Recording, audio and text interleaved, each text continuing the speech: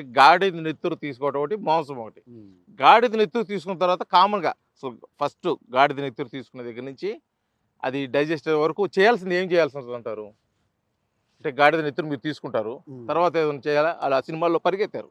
Walking చేసుకోవాలి, ఆ! Walking చేయాల్సిందే, వాకింగ్ అది పోవాల్సిందే. ఎందుకని? ఆ వాకింగ్ ఎందుకు చేయాలి?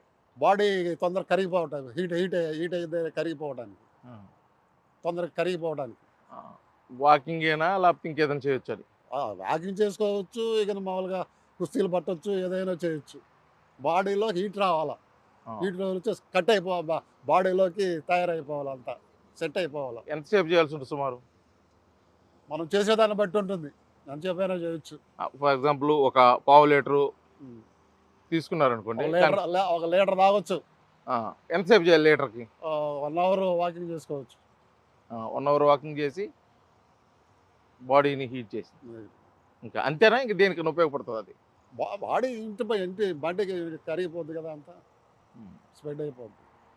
ఇప్పుడు మాంసం తీసుకుంటే మాంసాన్ని అది ఏ విధంగా ఉపయోగపడుతది? మాంసం ఉండబెట్టుకొని మామూలుగా కండం అనేది పెద్దగా ఇది కాదు, పక్కన సెరుగులు ఇవి ఉంటాయి, సిగురు నేర్పు, వెనుక అది మోకాళ్ళకి బాగా బాగా పనిచేస్తుంది సిగురు.